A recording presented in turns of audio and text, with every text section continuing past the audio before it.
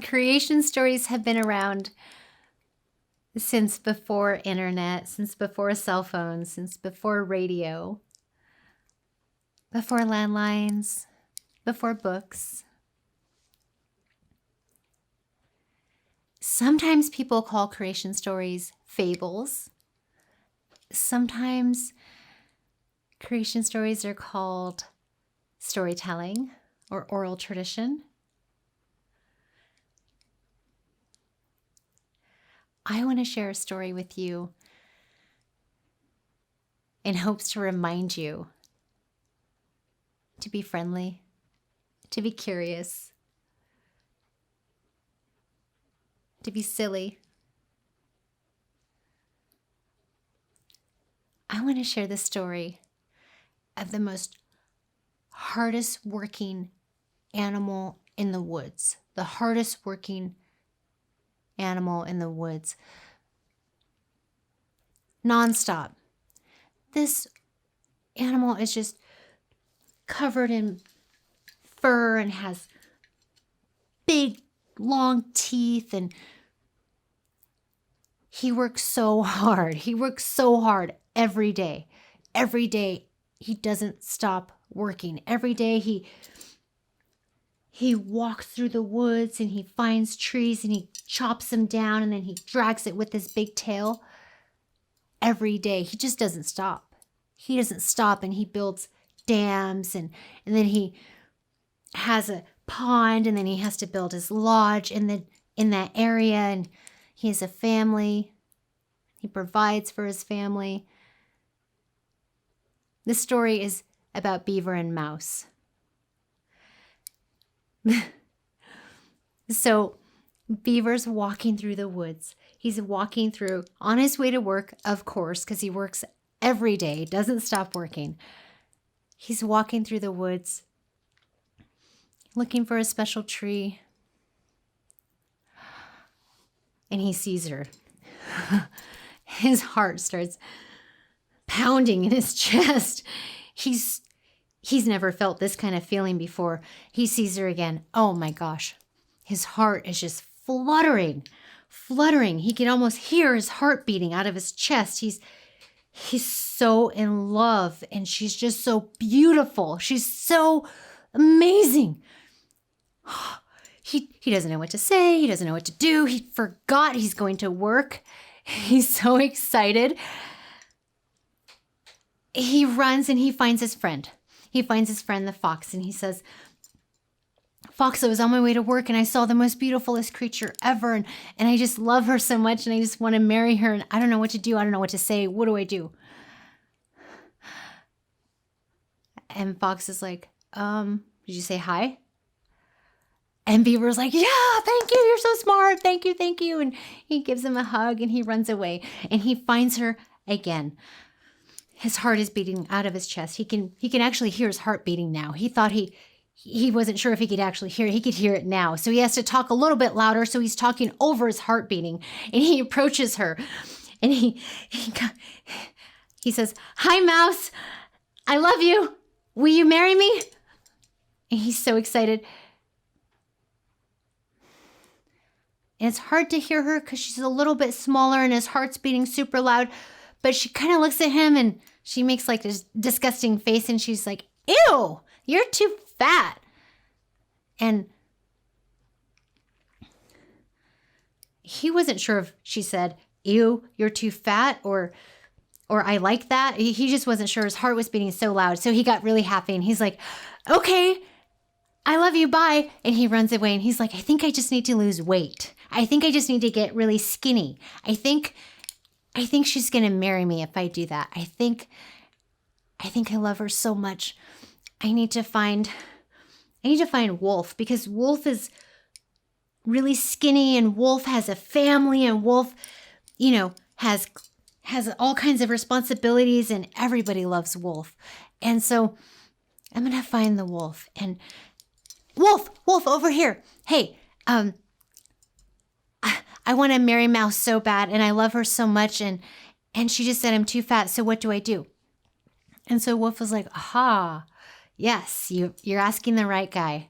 So as Alpha, I eat so many salmon every day. I take care of my family. I feed my pups. I run and run and run. I'm a good hunter. And so if you follow my routine, we can have you trimmed up in about 8 or 9 months, give or take. And Beaver's like, oh, darn it. I don't know what will happen in that time. I can't afford that kind of time. That's too many moons. I don't know what I would do if I lost this opportunity to marry my one true love, my mouse. I just need to get skinny. What do I do? What do I do? Who is the smartest, most amazingest creature of the woods? So Beaver's walking and he's walking. He's looking for the smartest one. And he looks up and there she is. She's sleeping. So he wakes her up. Bangs on the tree, bangs on the tree. Owl, owl, it's an emergency. Owl, owl, help me, help me, help me. I need to marry Mrs. Mouse and she just said I'm too fat and I don't know what to do and you're super smart. I need your help, please. I need to get really skinny. What do I do? And Owl's trying to sleep, a little bit annoyed now. Owl says, Beaver, if Mouse doesn't want to marry you right now and she says you're too fat, then it's not okay. Beaver, you're perfect the way you are. Beaver, you don't have to be skinny. That's not what Beaver wanted to hear. Beaver wanted answers, like right now. Beaver needed to be skinny. Beaver needed to marry Mouse so bad. Not be discouraged. So Beaver just starts walking and decides maybe I'll just work for the rest of the day and, I'll figure out, I need to figure out how to be skinny. I need to figure out how to marry my one true love. I need to figure out Mouse. So Beaver's walking and walking and hears singing. Beaver hears a singing that Beaver hasn't heard before. Beaver listens and follows the sound of the song. And Beaver sees her. Beaver sees a person, a two-legged, like a human being. Beaver sees this person stripping cedar bark from a tree. Beaver watches and watches. What is she doing? Beaver really liked that song. Beaver just watched. And he followed that person. He followed that person with all that cedar bark and wondered. Beaver was so curious. Beaver had never seen that before, nor heard that song, or seen people. So Beaver followed her. Beaver followed this young woman to a place where she sat and she sang. And she soaked that bark in this big wood tree bark basket woven of water. And he saw her stripping that cedar into little tiny strips. And he saw her weaving. He saw her weaving the cedar bark into a hat. He saw her weaving and singing and weaving, and he saw her little fingers, and he listened. Beaver was learning. Beaver was learning and paying attention. Beaver paid so much attention. Beaver went back to the forest. Beaver went back to a cedar, a bigger one, because Beaver was big. Beaver was so big. Beaver needed a lot of cedar. So Beaver climbed up and started to strip down that cedar bark. Beaver went home and prepared that cedar bark just the way that little girl did. And Beaver began to weave and weave and weave and weave and weave. Beaver couldn't remember the song, but Beaver created this big, beautiful belt. Tied it on just in time to go to work the next day. Nice and tight. I could barely breathe, but that's okay. He doesn't need to breathe. He just needs to be skinny. And so he's walking to work, having a hard time breathing, walking, looking for her. Looking for her. He could almost smell her. There she is. There she is.